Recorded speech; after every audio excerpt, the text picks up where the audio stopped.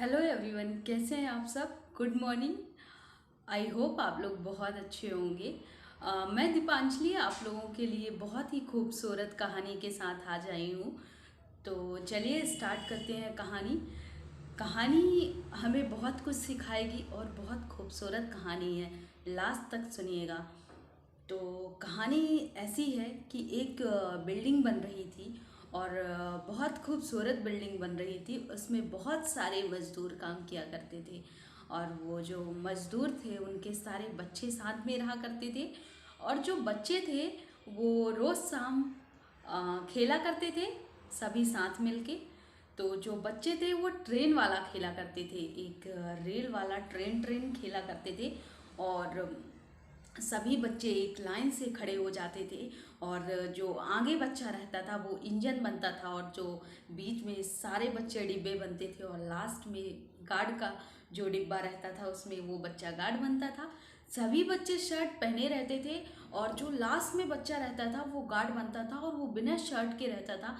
बस एक अंडरवियर पहना रहता था और एक रेड कलर की उसके पास रुमाल थी, वो रुमाल को लिए रहता था। और ये सारी चीज़ें एक अंकल देखा करते थे। एक आदमी थे जो अपने घर से वो रोज़ देखते थे और वो हर दिन इन बच्चों की यही खेलने की प्रक्रिया चलती थी और वो हर दिन एक ट्रेन वाला ही खेलते थे।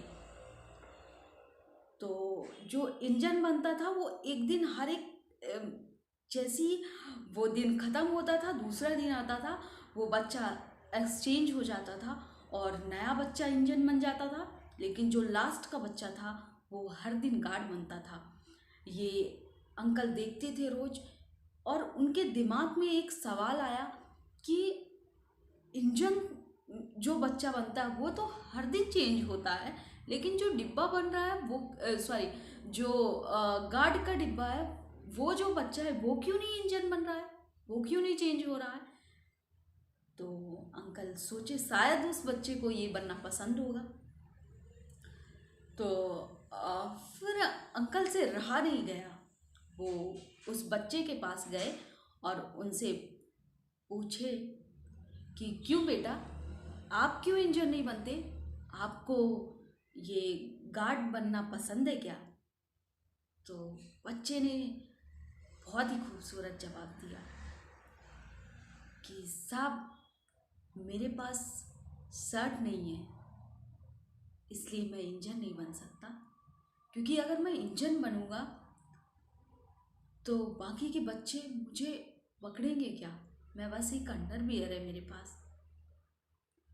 और ये कहते हुए बच्चे की आंखें भर आईं कि साहब मेरे पास शर्ट नहीं है तो मैं कैसे इंजन बन सकता हूँ।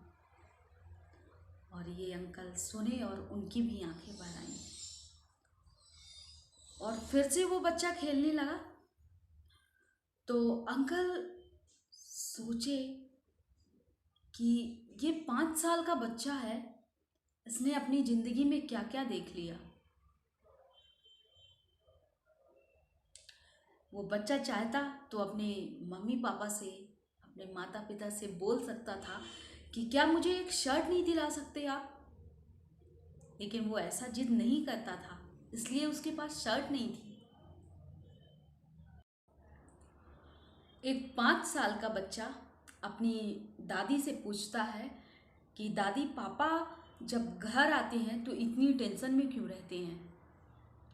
ऐसे बहुत सारे लोग होंगे, ऐसे बहुत सारे फादर्स होंगे जो अपने बच्चों को बस एक ही सवाल उनके दिमाग में क्रिएट होता है और सवाल पैदा करते हैं ऐसे बहुत सारे फादर कि मेरे पापा हर दिन इतनी टेंशन में क्यों रहते हैं।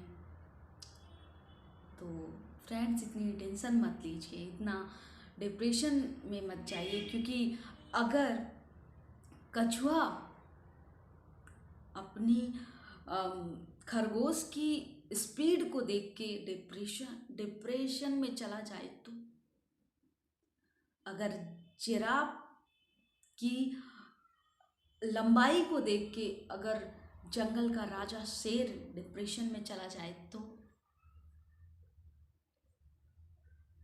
इसलिए एक ही अपने दिमाग में एक ही चीज़ रखिए कि मेरी अपनी मंजिल है, ना किसी से ईर्ष्या, ना किसी से होड़।